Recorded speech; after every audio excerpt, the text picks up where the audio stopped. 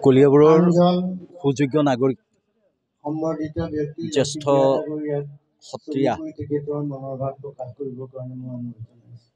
ভাওনাৰ শিল্পী সুদক্ষ ব্যৱসায়ী কামিনী মহন্তদেৱৰ স্মৃতিত গঠিত কামিনী মহন্ত স্মৃতি ৰক্ষা সমিতিয়ে আজি 2015 চনৰ পৰা এই বঁটা প্ৰদান কৰি আহিছে 29 জানুৱাৰী দিনটো। এই 29 জানুৱাৰী দিনটোতে আমি প্ৰয়াত কামিনী মহন্তদেৱৰ স্মৃতি ৰক্ষাত আমি এই অনুষ্ঠানটি পালন কৰোঁ আৰু এই অনুষ্ঠানটিৰ জৰিয়তে আমি কলিয়াবৰৰ প্ৰথম অৱস্থাত বিশিষ্ট ব্যক্তি আৰু বৰ্তমান আমাৰ অনুষ্ঠানসমূহৰ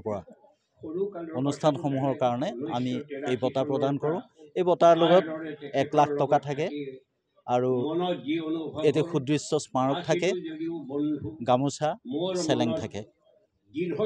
আৰু যিসকল ব্যক্তি আমি এই অনুষ্ঠানৰ লগত জড়িত হৈ বৰ্তমান অনুষ্ঠানৰ পৰা আঁতৰি আন কামত জড়িত হৈ পৰিছে, তেখেতসকলক আমি এই অনুষ্ঠানত সম্বৰ্ধনা জনাওঁ।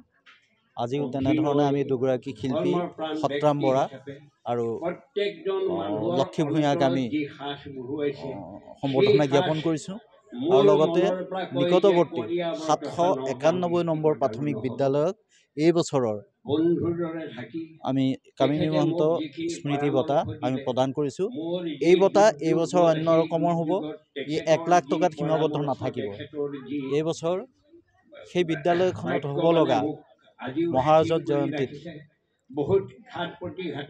এই পৰিয়ালটোৰ তৰফৰ পৰা কামিনী মহন্ত স্মৃতি ৰক্ষা পৰিয়ালৰ তৰফৰ পৰা তেখেতসকলৰ বিদ্যালয়ৰ স্থায়ী তোৰণটি নিৰ্মাণ কৰি দিয়া হ'ব। গতিকে আমাৰ অনুষ্ঠানৰ এটাই লক্ষ্য, যাতে কলিয়াবৰৰ অনুষ্ঠানসমূহ আগবাঢ়ি যায়, ব্যক্তিসকল আগবাঢ়ি যায়, আৰু আমি আশা কৰিম প্ৰচাৰ মাধ্যমে ইয়াৰ যোগাত্মক কথাটো যাতে প্ৰচাৰ কৰি আমাক উৎসাহিত কৰে।